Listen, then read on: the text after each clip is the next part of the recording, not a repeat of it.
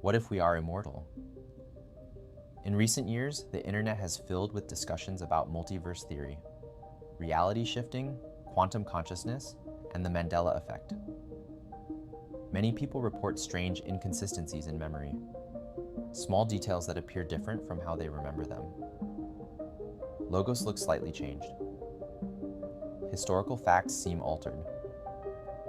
Popular culture details no longer match collective memory. This phenomenon is commonly called the Mandela Effect, a situation in which many individuals share the same false memory. Some explain it through psychology and cognitive bias. Others connect it with multiverse theory, the idea that multiple versions of reality exist simultaneously. According to certain interpretations of quantum physics, particularly the many worlds interpretation, every possible outcome of an event may occur in a different branch of reality. If that is true, then reality is not a single line, but a branching structure of possibilities. From here emerges a more radical idea often discussed in online philosophy and speculative metaphysics: quantum immortality. The argument begins with the role of the observer. In physics, especially in discussions about quantum mechanics, observation plays a key role in how certain systems are measured. In philosophy, consciousness is understood as the subject, the center of experience. Religions often describe it as the soul. If reality, as experienced, requires an observer, what happens when the observer ceases to exist? From a purely experiential perspective, if consciousness disappears, experience disappears as well. There is no experienced nothing. Some theorists suggest that consciousness may always continue in the branch of reality where survival occurs. Imagine a situation where there are multiple possible outcomes, most of them fatal, one survivable. In the many worlds interpretation, all outcomes exist. The hypothesis of quantum immortality proposes that subjective awareness continues only in the branches where survival happens. For example, imagine a vehicle rushing toward you.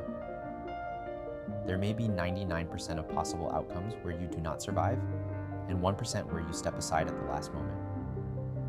The theory suggests that consciousness continues only within that 1% branch. From the subjective perspective, awareness never experiences death, only survival.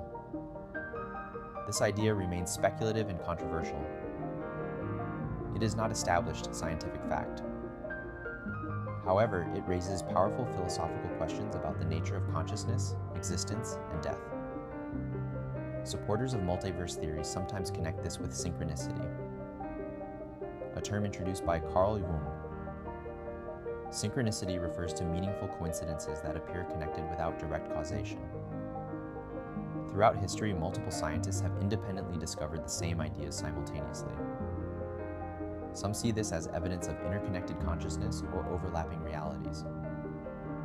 When combined with Buddhist concepts of rebirth or reincarnation, the theory forms an interesting philosophical synthesis. In Buddhism, death is not final, but a transition of experience. In some interpretations, consciousness moves through different states. The multiverse model offers a modern metaphor for this ancient idea. Religious texts also reflect similar themes. In the Quran, killing one's soul is described as destroying an entire world. In the Bible, the phrase, "do not be afraid," appears repeatedly, symbolizing the rejection of fear as a guiding principle. If consciousness cannot simply vanish, then fear of death changes its meaning. However, we must be careful not to confuse metaphor with physics. Multiverse theory is a mathematical interpretation of quantum mechanics, not direct proof of personal immortality. The Mandela Effect can often be explained through memory distortion and collective cognitive bias. Yet the philosophical impact of the idea remains powerful. If consciousness does not simply disappear, then death may not be absolute annihilation, but transformation. If multiple realities exist, existence may be more complex than linear time suggests. Even if quantum immortality is only a thought experiment, it forces us to confront our deepest fear, the fear of non-existence. Perhaps the true value of this theory is not scientific, but existential.